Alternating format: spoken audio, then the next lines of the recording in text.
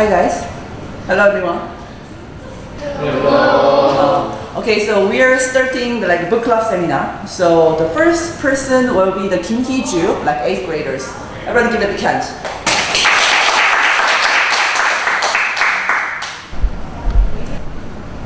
One can be sentimental as well as lonely, while another can be absent-minded as well as lonely. Loneliness can come in several different forms. Both men in The Giver and A Clean, Well-Lighted Place are lonely. That is the only thing that they have in common. Their forms of loneliness are absolutely different. I am going to compare the two men in 4 ways. First in society, then in character, and in psychology and consolation. I will also compare the stylings of the two books. Let's begin with society. The Giver lived in a community that lacked feelings and choices, while the old man in A Clean, Well-Lighted Place lived in a world that was recently at war and was full of youth. They both did not fit in their community. The Giver did not fit because he had emotions, and the old man did not fit because he was old and empty-hearted. As I said just now, the Giver lived in a society that had no choices. In the story, there was a line that said, "Or what if," he went on, almost laughing at the absurdity. "They chose their own jobs." He also lived in a society without emotion. They have never known pain. They know nothing.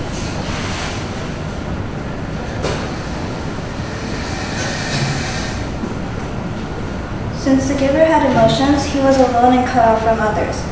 In A Clean, Well-Lighted Place, war was taking place or had recently taken place. A girl and a soldier went by in the street. The world was also full of youth. You have youth, confidence, and a job, the older waiter said. You have everything. Young people were confident and did not like wasting time sitting still. They were always restless. The old man was completely different. He liked spending late hours at a cafe, doing nothing but occasionally taking a sip of brandy. Young people did not understand him, so the old man was alone. Second, character and emotions. First of all, the Giver was warm-hearted, sentimental, and full of love. You can see that from what he said in the book. "That's what I felt for Rosemary. I loved her. I feel it for you too." On the other hand, the old man was absent-minded and empty of feelings. He was in despair. What about? Nothing. These different characters brought changes to the men's lives or brought no change at all. Third is psychology. This is where the difference between the two men gets exposed completely. The Giver believed strongly that his community's ways were wrong. He also had hope that he could change its way. He believed that the community could be improved. Having you here with me over the past year has made me realize that things should change. On the contrary, the old man was in despair and thought that he had no reason to live on. He was in despair. What about? Nothing. How do you know it was nothing? He has plenty of money.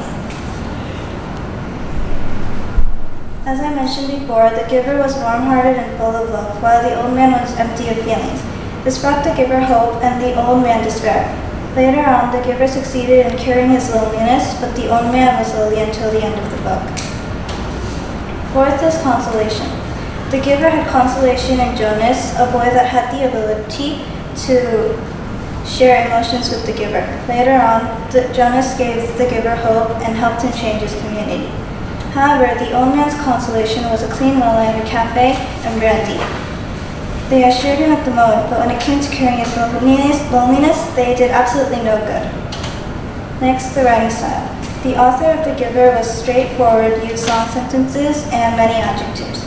She used this kind of style to express the Giver's emotions more easily. On the other hand, the author of A Clean, Well-Lighted Place used easy words, short sentences, and simple writing. This writing style helped the author be straightforward about the man's loneliness. Let's organize my point. Both the Giver and the old man were old and lonely. However, the Giver was full of emotions. Later on, it gave him hope. He was sentimental in a world without feelings and felt the need for the community to change. He felt consolation in Anne's loved a boy and realized that things could be better. This helped cure his loneliness. The old man had an empty soul and he felt despair. He lost his emotions in the world of youth and felt no reason to live on. His consolation was in a cafe and some brandy. He only succeeded in getting drunk every night, temporarily forgetting his loneliness but unable to cure it.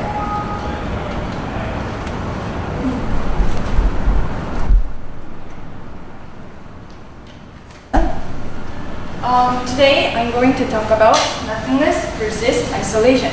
In these two stories, Rose for Emily and A Clean Well-Lighted Place.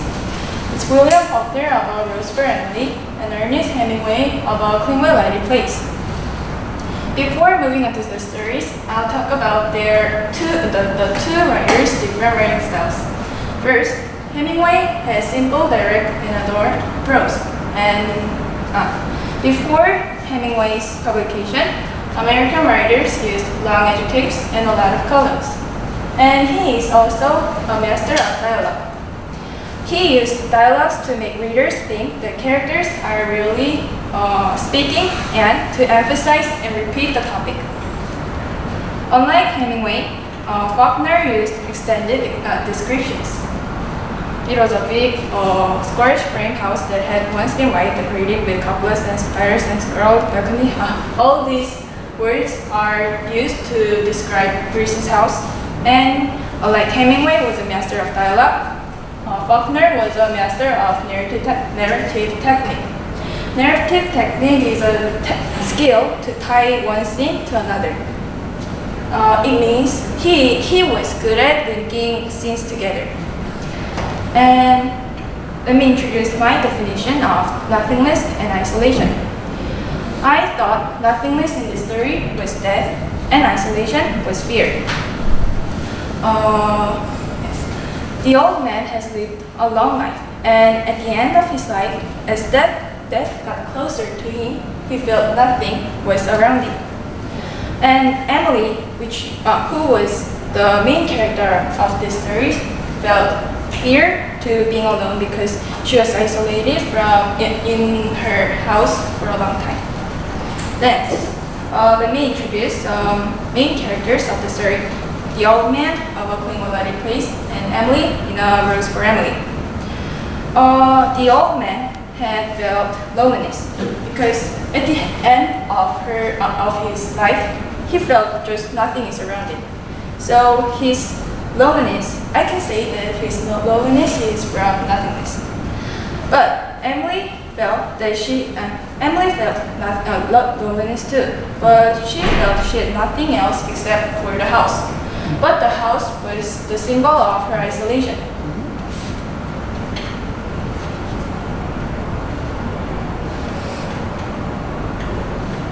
And Homer Barron of A Rose for Emily and waiters in A Clean Well-Lighted Place played a great role to readers and to characters. First, Homer Barron was always Emily's life's purpose. When Emily met him, she fell in love, and he became her lover and her happiness. And next, there were two kinds of waiters in A Clean Well-Lighted Place, a young waiter and the old waiter. The young waiter doesn't communicate with the old man's loneliness and doesn't consider the possibility that he may one day be lonely too. But the old waiter is quite similar to the old man because he has a habit of sitting in cafes late at night. And seeing the old man, he feels nothingness in his life, and he also denies his loneliness. While the loneliness of two characters was getting deeper and deeper, the attendants, their wills of their lives were different. The old man noticed that he would be dead someday, and he committed suicide by hanging himself, but his niece cuts down the rope, and his suicide failed. But Emily didn't give up her life. She met a man, Homer Barron, and decided to fall in love. She dreamed of marriage with him, but she loved him too much, so she wanted to get him. So she stopped him.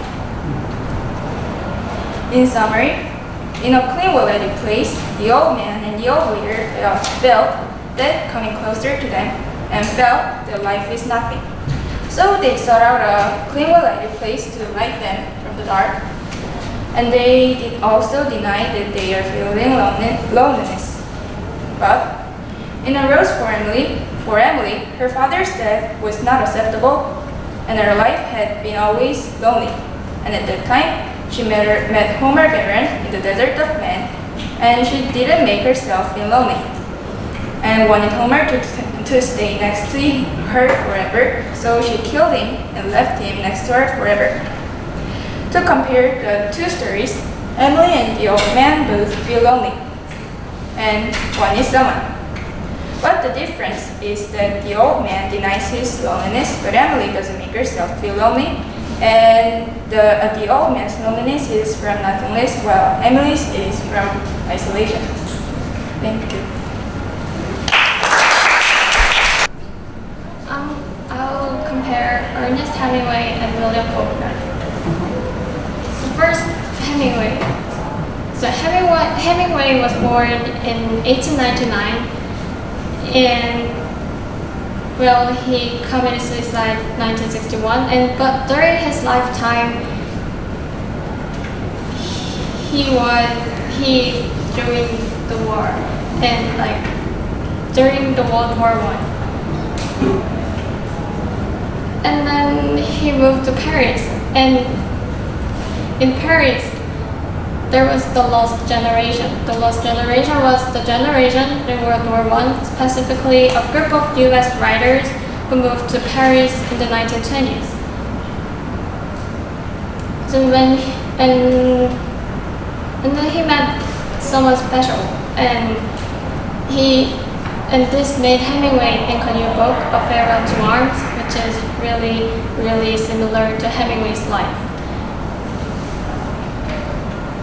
And Faulkner, so he was born in 1897 and in Mississippi, which is southern part of the US. And also he lived while during the World War I. And he joined British Army because he wanted to join the war, but he can't join the American Army because he was short. So he lied about it, and actually he joined, but unfortunately for him, he finished his training when almost the war is over. So he just exaggerated about his war histories and stories to make him more better person.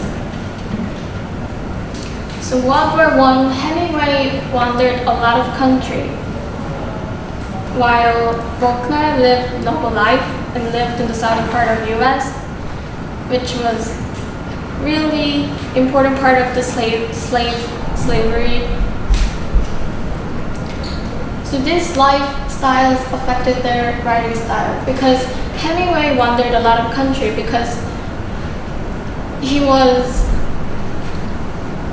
felt the stiffness and tense in the war. But like I said, Faulkner didn't feel that feeling like Hemingway did. So from this time, their writing style changed the world.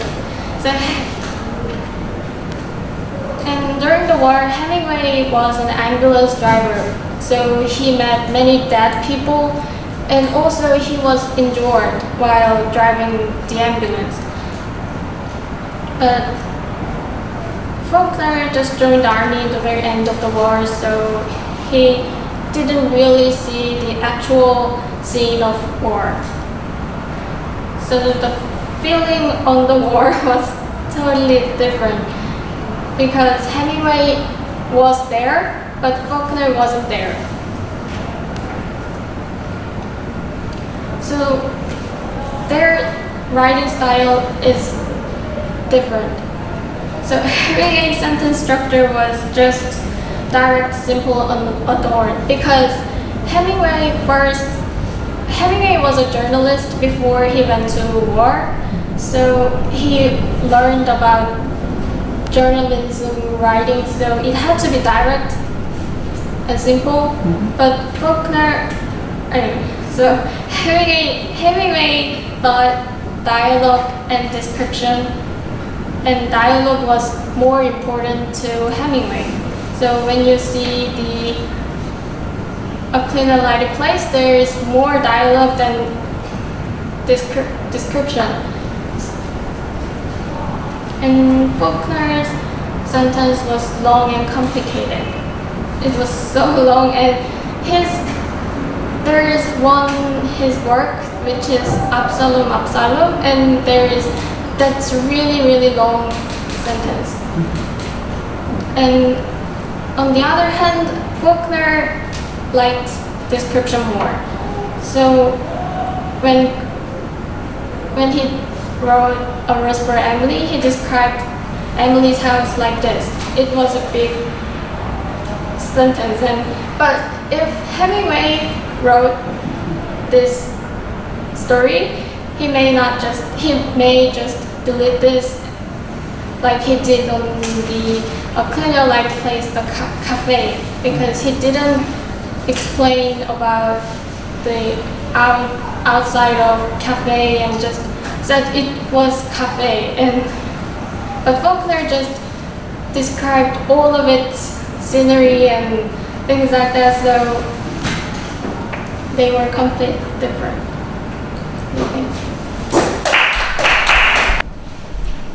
Hello, my name is Michuhol, and I'm attending to the Michuhol High School, and I'm second grade and I'm majoring in Japanese. And also, I am the member of the Critical Readers Club, and as the member of that, I have participated in this gifted classes mentor of this class. I've taught the 8th grade students, those 3 that has presented on the podium. I taught them basically about what is the humanity based on the Faulkner and the Ernest Hemingway, and what their best novel, A Cleaner Lighted Places, and A Rose for Emily, had a critical role on the U.S. history. So we choose that story and we just copied the curriculum from our school, and we taught the humanity based on those stories.